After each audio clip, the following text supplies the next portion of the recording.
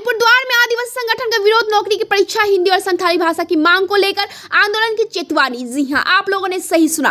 अलीपुरद्वार 16 में पश्चिम बंगाल में सरकारी नौकरी की परीक्षाओं और WBCS परीक्षा से इस साल हिंदी भाषा को हटा दिया गया है। इस फैसले का तीव्र विरोध जताते हुए आदिवासी संगठन राज्य सरना प्रार्थना सभा ने आंदोलन में उतरने की घोषणा की है। इस दिन अलीपुरद्वार में एक प्रेस कॉन्फ्रेंस में संगठन की ओर से बताया गया कि सरकारी नौकरी की परीक्षाओं में आदिवासी समुदाय के विद्यार्थियों के साथ अन्याय हो रहा है। उनकी मांग है कि बंगाली भाषा के साथ साथ हिंदी और संथाली भाषाओं को भी परीक्षा में विकल्प भाषा के रूप में शामिल किया जाए। संगठन के नेताओं ने आरोप लगाया, यह निर्णय आदिवासी विद्यार्थियों के प्रति अन्याय है। हम वर्षों से हिंदी और संथाली भाषाओं में पढ़ाई करते आ रहे हैं, अब इन भाषाओं को हटाना हमारे अवसरों को छीनने जैसा है। उन्होंने यह भी कहा कि अगर मांगे नहीं मानी गई तो राज्यव्यापी बड़े आंदोलन की शुरुआत की जाएगी। राज्य सरकार के इस फैसले को लेकर आदिवासी समाज में असंतोष लगातार बढ़ रहा है। अब देखना यह है कि प्रशासन उनकी मांगों पर क्या रुख अपनाता है। देखिए पूरी रिपोर्ट।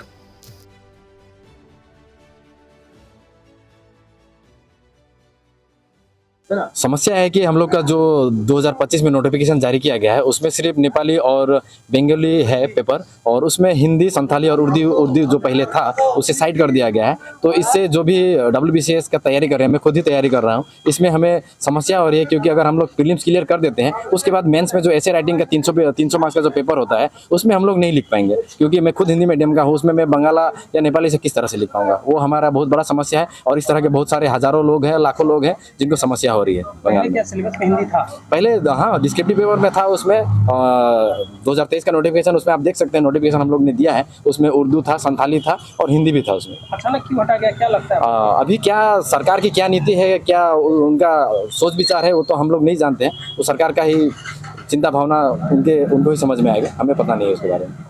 इसको लेके आप लोग आगामी दिन में क्या करेंगे? इसको लेके हम लोग आशा रखते हैं, दीदी से आशा करते हैं कि ये जल्द से जल्द इसको नोटिफिकेशन को रद्द करें, और जो पहले था उसी तरह का नोटिफिकेशन जो था पहले, जो रूल्स एंड रेगुलेशन था उसी तरह से हम लोग आशा करते हैं कि जो पहले था उसी तरह से कर दें। अगर नहीं होता है तो आने वाले दिन में हम लोग चिंता भावना करेंगे राजीपाड़ा सरना प्रार्थना सभा की ओर से।